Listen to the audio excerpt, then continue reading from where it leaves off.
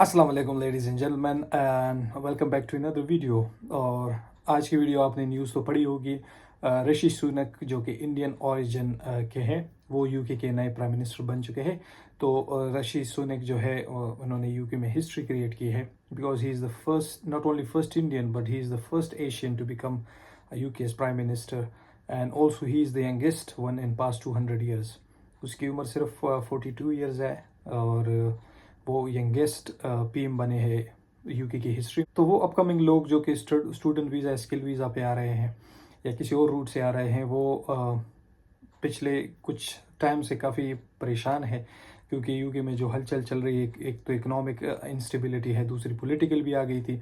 अब इस साल ये तीसरा प्राइम मिनिस्टर है कि चेंज हो रहा है। एनीवेज, हम ऑब्वियसली अपने तर्ज पे इस पे बात करेंगे, देखेंगे कि ऋषि सुनक के यूके के प्राइम मिनिस्टर पोस्ट पे अपॉइंटमेंट हमारे अपकमिंग स्टूडेंट्स पे, या वो जो इमिग्रेशन रूट से आते हैं किसी भी तरह, उन पे क्या इम्पैक्ट पड़ेगा, उसके बारे में बात करेंगे।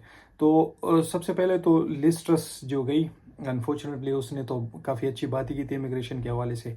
उन्होंने कहा था कि हम और भी ईजी करेंगे इमिग्रेशन की जो रिस्ट्रिक्शंस है, जैसे सीजनल वर्कर वीज़ा ज़्यादा करेंगे, इसकी ड्यूरेशन बढ़ाएंगे, स्किल्ड वर्कर वीज़ाज़ में थोड़ी नरमी लाएंगे, उसकी जो पे रेट है वो बढ़ाएंगे, और भी इस तरह के बहुत सारे प्लान्स उनके थे।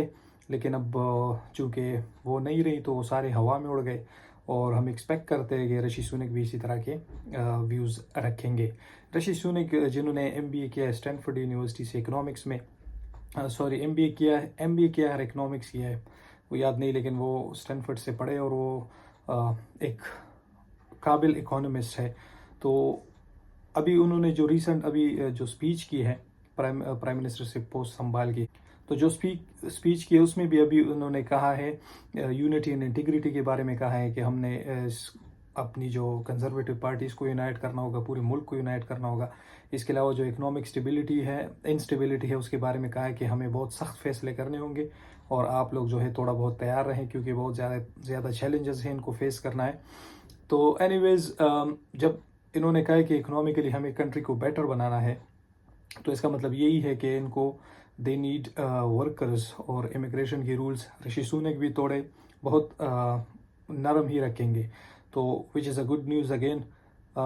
वो इसके अलावा और शुक्र की बात है कि जो होम सेक्रेटरी थी सिविला ब्रेमन, जिसको काफ़ी इतराज़ था, ख़ासकर डिपेंडेंट वीज़ा की कमी के बारे में कह रही थी।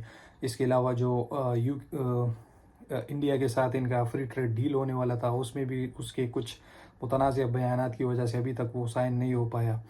तो होपफुली वो चीज़ें जो है वो तो लकीली वो ख़त्म हो गई उसके जाते साथ ही। बट ऋषि सुनक की बात की जाए तो वो उसने पहले जुलाई में कुछ कहा था इमिग्रेशन के हवाले से, लेकिन वो सिर्फ उसने कहा था जो वाटर चैनल्स के थ्रू आते हैं, यानी बोट्स के थ्रू, रिसाइलम रूल्स जो है उनको थोड़े टाइटन करने की बात की थी, स्ट्रिक्ट करने की बात की थी।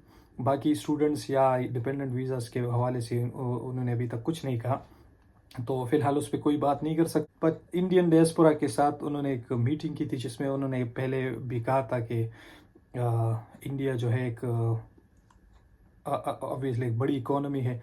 तो वो कह रहे थे कि ना सिर्फ ये कि हम हमारी तरफ इनको देखना चाहिए, बल्कि हमें भी उनकी तरफ देखना चाहिए। नहीं, जो इन्वेस्टमेंट और जो फ्री ट्रेड डील्स के अपॉर्चुनिटीज़ वगैरह वो म्यूचुअल होनी चाहिए।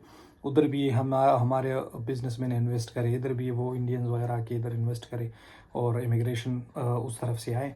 तो इस तरह की बात है। दूसरा, अभी भी स्टिल स्टूडेंट्स कंफ्यूज है। सितंबर इनटेक, अभी जनवरी तो चला गया, उसके जनवरी इनटेक वाले तो सेफ़ है, उस पर तो कोई इशू नहीं है कि डिपेंडेंट वीज़ास कम हो गए या पीएसडब्ल्यू नहीं मिलेगा। जो 2-3 महीने बाद तक है, वो ऑब्वियसली जो जो भी ये पॉलिसी अपनाएंगे उसमें तो टाइम लगेगा।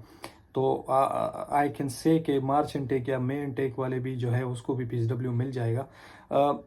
अब सितंबर इनटेक के लिए आई कैन से एनीथिंग। अब चांसेस तो है कि कंटिन्यू रहे, क्योंकि कोई वजह नहीं बनती ना ख़त्म करने की।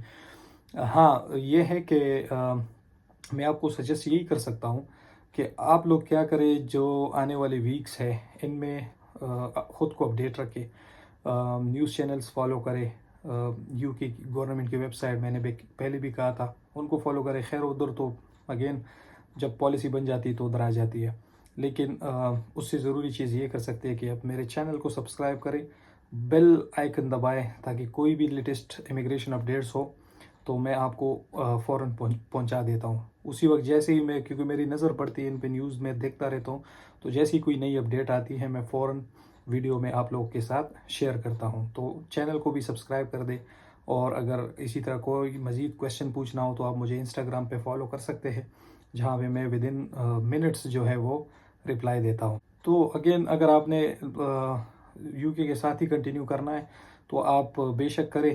obviously you don't have any alternatives. کوئی الٹرنیٹیو ہے ہی نہیں یو کے کا اس دنیا میں، اگر اس حوالے سے دیکھا جائے، کیونکہ باقی جو کنٹریز ہیں ان کے امیگریشن رولز، ان کے جو ایڈمیشن پالیسی ہے، ان کا جو ویزا پروسیس ہے وہ انتہائی کمپلیکیٹڈ ہوتا ہے، ریجیکشن ریٹ بہت زیادہ ہوتے ہیں. اور یو کے جو ہے وہ واحد کنٹری ہے جہاں پہ اگر آپ کے ڈاکومنٹس ویلڈ ہو اور اگر آپ کے پاس فنڈز ہو تو آپ کو ویزا 100% مل جاتا ہے. تو still you can consider UK for upcoming intakes as well. اور باقی اگر ویڈیو پسند آئی تو لائک کرے، شیئر کرے، کامنٹ اور سبسکرائب بھی کر دے. And I will see in the next video. تب تک کے لیے ٹیک کیئر. اللہ حافظ.